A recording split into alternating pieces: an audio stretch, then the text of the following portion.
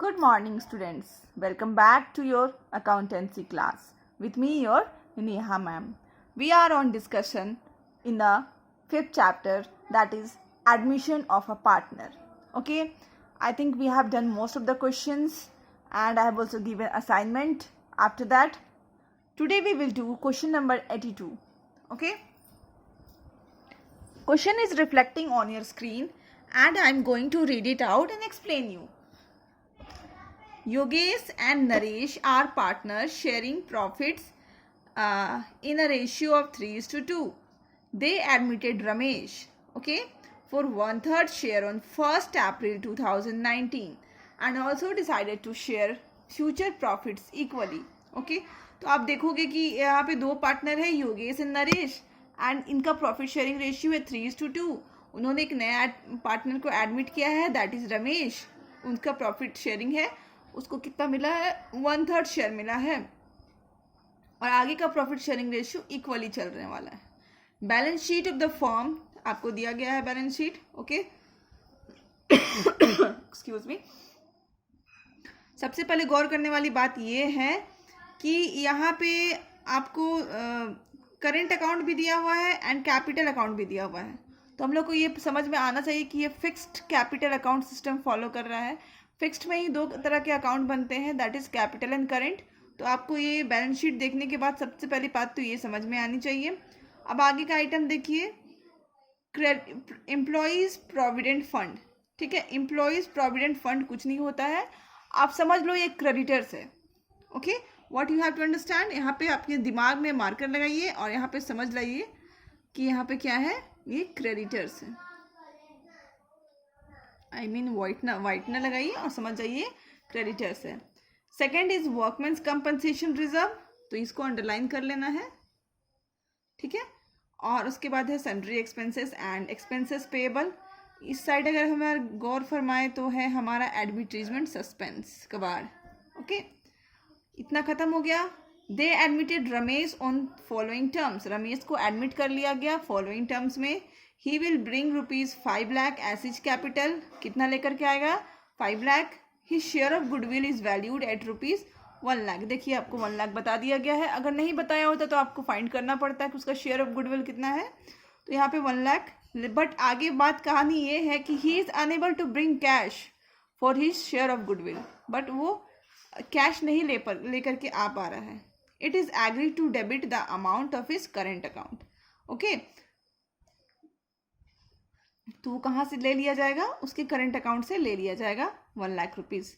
आगे आपको तो सेम कहानी चल रही है कि value of land and building appreciated, value of furniture reduced, provision for DD to be increased 10% increase हो जाना है. Liability for damage is to be created. और हमें करना क्या है, सबसे important, pass the necessary journal entries and prepare revaluation account. We are lucky that we are not going to do balance sheet.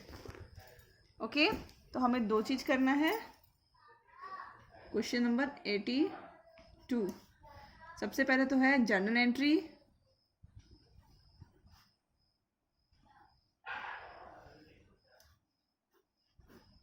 ठीक है, और यहाँ पे आधा पेज हम लोग जर्नल एंट्री कर लेते हैं एंड रीवैल्यूएशन अकाउंट.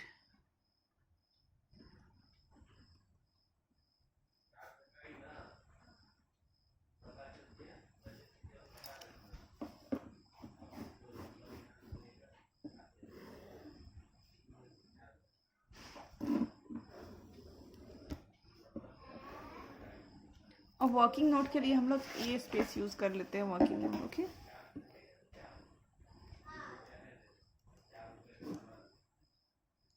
सबसे पहले हम लोग वर्किंग नोट्स में क्या फाइंड करते हैं, हमेशा से मैंने आपको कहा है sacrificing ratio. Okay, SR sacrificing ratio. हमारे पास दो पार्टनर है, उनका नाम है Yogesh and Naresh.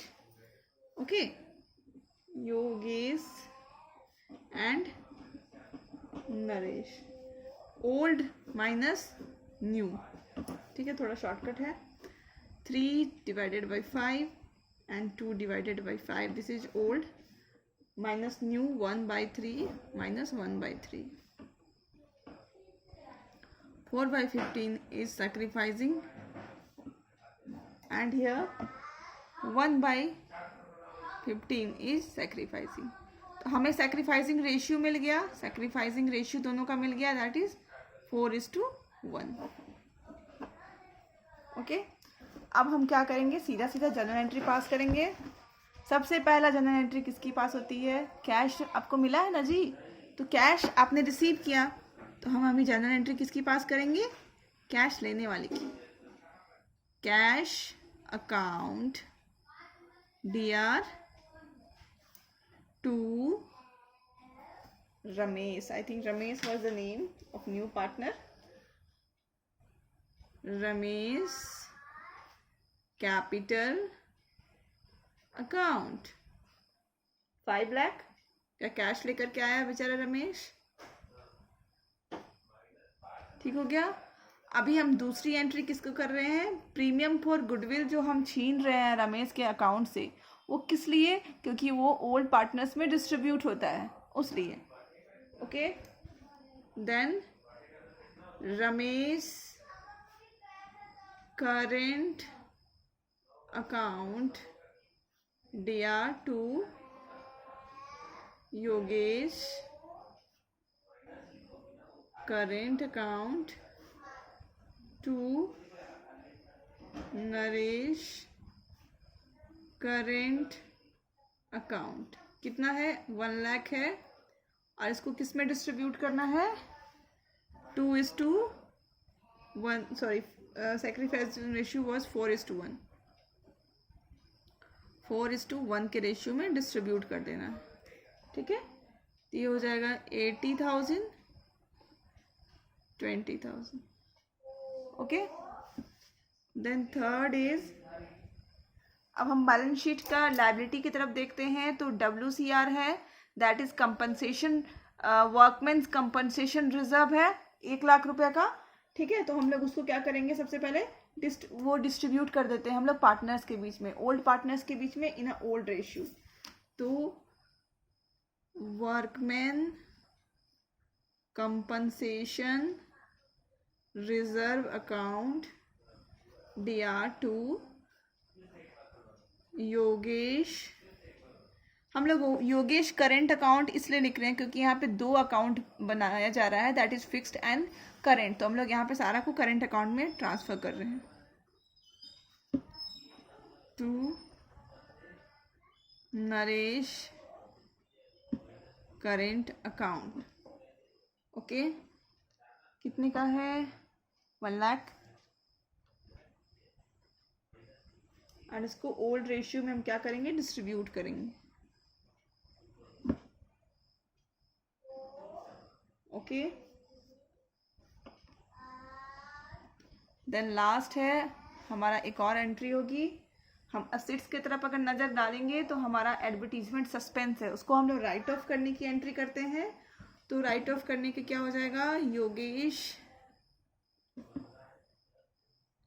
Current account DR Naresh current account DR to advertisement suspense account. कितना है एडवर्टीजमेंट सस्पेंस में, 30,000 है.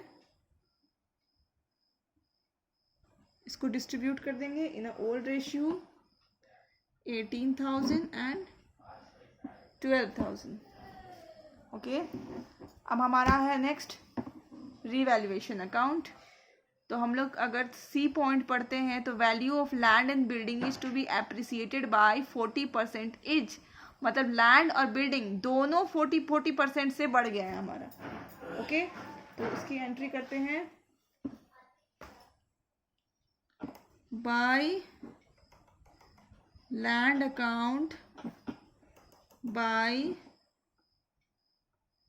building account both are to be appreciated by 40%, 40,000 each.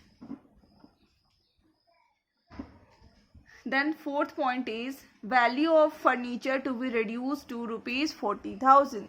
Okay, value of furniture is reducing, that means there is a loss. To furniture account